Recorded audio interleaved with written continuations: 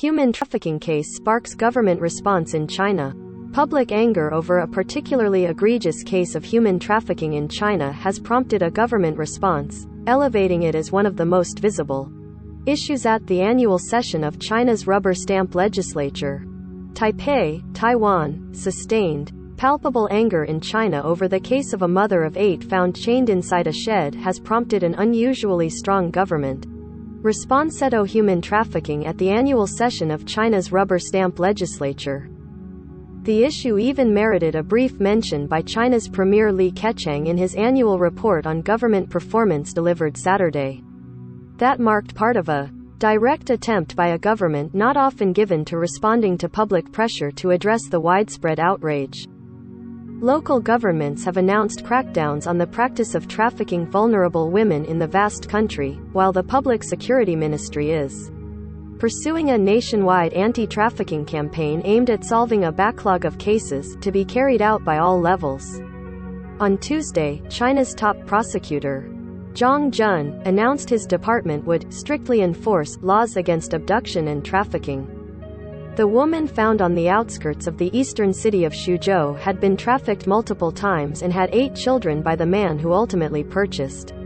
State media reported that at least half a dozen proposed legal reforms on the issue were brought by members of the National People's Congress and its consultative body, which are holding their annual sessions this week in Beijing. A proposal from delegate Zhang Shengnan would raise criminal penalties in trafficking cases so that the buyer would face the same penalties as the seller. According to state newspaper Beijing Youth Daily, appropriately increasing the penalty and increasing the criminal penalty for buying will play a certain deterrent effect, Zhang was quoted as saying by the activists have welcomed the response, though some question whether the focus on heavy criminal penalties is the best approach to take. I personally think all of these proposals are positive, and they are meaningful, said Feng Yuan, co-founder of Beijing Equality, a group that focuses on gender-based violence. But I think they are missing some important angles, Feng said, because the proposals she saw have been too focused on the buyer's criminal penalties. Under current Chinese criminal law, those who traffic women or children can be sentenced to between 5 and 10 years in prison, and even a death sentence. Purchasers can be sentenced to no more than 3 years. Yang's proposal also included the prospect of a follow-up mechanism after victims are rescued from trafficking. Others called on local governments to correctly identify trafficking victims who may have been registered under false names, create a nationwide alert system for kidnapping and trafficking, and increase criminal penalties. Authorities did not respond to a request to interview NPC delegates, including Zhang. A similar request for members of the advisory body the Chinese People's Political Consultative Conference was declined. NPC delegates do not directly draft legislation, although their proposals are passed on to the appropriate ministries. The body's standing committee, aided by legal experts, actually writes the laws.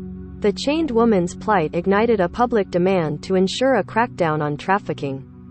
According to Zhang's 2022 report, the number of people charged annually with trafficking women and children declined from 14,458 in 2000 to just 1,135 people last year. However, it's unclear if the decline in the number charged is due to less trafficking or due to looser enforcement.